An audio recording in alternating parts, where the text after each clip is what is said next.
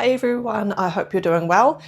This is the easiest pizza dough you will ever make. You don't need to rise it, it only has a few ingredients and it is so much better for you than buying all the pizza bases from the supermarket that are all pre-made and have plenty of other ingredients in them. So let's give it a go. We're going to start with a glass bowl. Into my glass bowl I have 1 cup of warm water. Warm just means it needs to be warmer than your body temperature, so when you pop your finger in you can feel that it's lukewarm. So that's going to go into our bowl. To the bowl we're going to add 1 tablespoon of sugar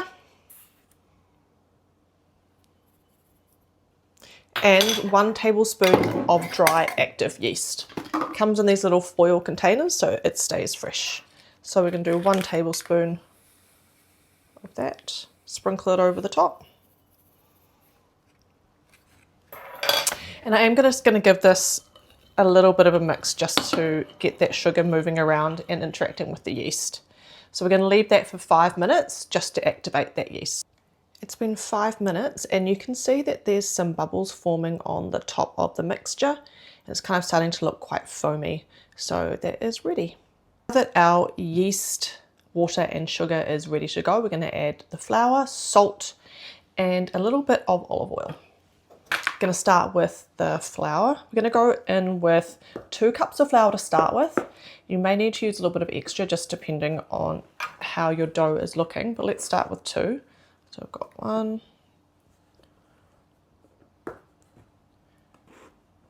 and that's 2. To that we're going to add 1 teaspoon of salt. This is just plain table salt.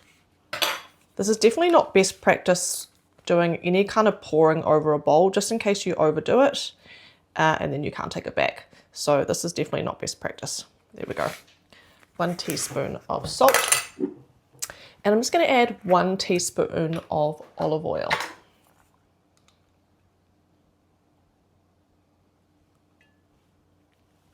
Give this a mix and then we're going to knead. I'm just using a fork just to bring it all together. This is literally just to bring the yeast mixture and the flour into a rough dough to start with, and then we're going to dump it out onto our floured surface and knead it. We're going to knead for at least 5 minutes. We just want to get the dough really nice and smooth and elastic. We've got a rough dough formed now. To lightly dust our bench with some flour. I'm just using a little mini sieve here just to kind of get an even distribution of flour. Pop our dough out onto the surface. Make sure you get all the dough off your fork as well. When you're kneading your dough, you're literally just folding it over, back on itself, and then pushing down. If you need more flour, just add a little bit as you go, up to that extra ½ cup of flour.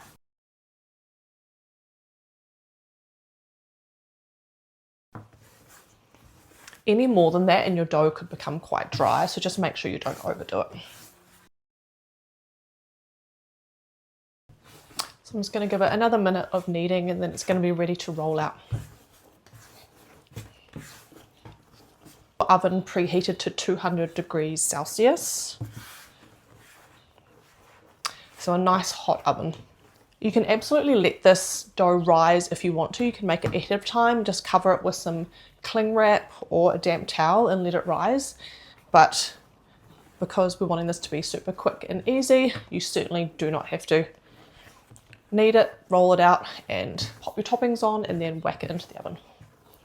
I am just going to add just a pinch more flour. I would say I've added an extra ¼ cup, so I used about 2 1/4 cups of flour in total. I've just used plain flour for this. You can use high grade flour if that's what you have, but I've just used plain flour today. All ready to go. I'm just going to pop it aside here and I'm going to sort out our toppings. Okay, I've got a tray here. I'm just going to lightly oil this. Just going to pop maybe a teaspoon of olive oil on the bottom. And I'm just going to use a paper towel just to spread that across the bottom of the pan. Make sure you go right up to the sides and get it well coated. Okay, so Grab our pizza dough and cut the dough in half. Make it into a rough circle to start with. And just slowly work it around using my fingers. And then I'm going to pop it down onto our tray. Once it's down onto the tray, just use your fingers if you like, or you can use a rolling pin, but let's make this super easy and just use our fingers. I'm going to try and get 2 pizzas onto this board. I think that should be enough for that one, and then we can do the next one. You just want to make sure they are rolled out or pushed out with your fingers so that they're a relatively even and consistent thickness, so it all cooks at the same time. Okay, I think that looks pretty good. You can see there I've got 2 rectangle pizzas, but you can make them whatever shape you like. My daughter sometimes likes it if I make heart-shaped pizzas, or when they make round ones they can put the toppings on in the shape of a smiley face or something like that. Now I'm going to put the sauce on, roasted garlic and tomato pasta sauce. So I'm just going to do probably about a tablespoon for each pizza. Smooth that out. The sauce is nice because it's chunky without being over the top, so the kids don't complain. It does have a really nice depth of flavour.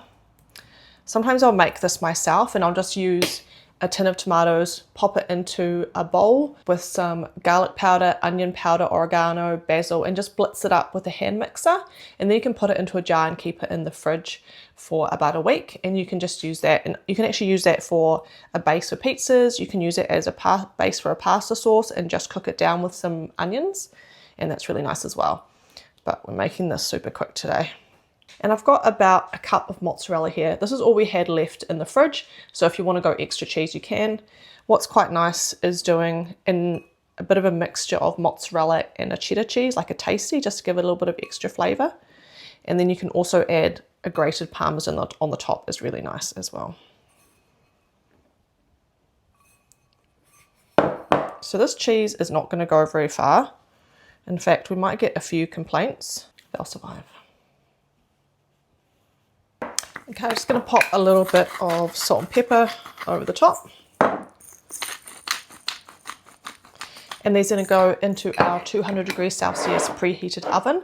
I'm going to say about 15 minutes, but we'll check on them in about 10, and they may need a little bit longer. But you just want the edges to be looking nice and brown, and the cheese to be melted and looking a little bit bubbly. Okay, we'll pop them in the oven. I'm just about to take the pizzas out of the oven, but in the meantime, I'm going to cut up some strawberries and pop some blueberries into these wee balls to go on the side of the pizza. I just rinse these under cold water, just in the punnet. That's the pizza ready. In the punnet. For some reason, the kids like to eat things out of these little bowls. They always seem to eat more of it. I don't know if it's like an aesthetic thing or not, but it definitely works. And it stops them from touching the other things on the plate, which is essential. Okay, I think that'll do, and I'll pop some blueberries in too.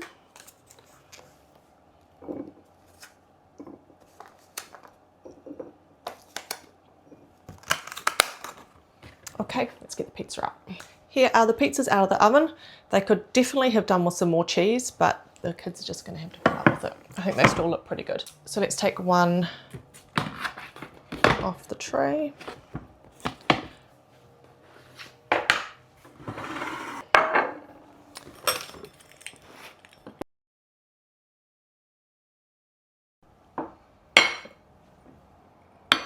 That is our homemade pizza dough. Just a really simple tomato sauce base and some cheese on the top. And today I've served it with some strawberries and blueberries. Anyway, I hope you get a chance to try this pizza dough. Let me know how you get on, and let's see if the kids will eat it. Well, my kids ended up eating all of their pizzas, and my daughter said that she really liked the base, so that was a win. I'm going to go and enjoy the afternoon, hopefully go for a swim, and as you can see, the sun is out. It's a beautiful blue sky, so it's a great start to the year. Hopefully I will see you in my next video. Thank you so much for watching. Bye.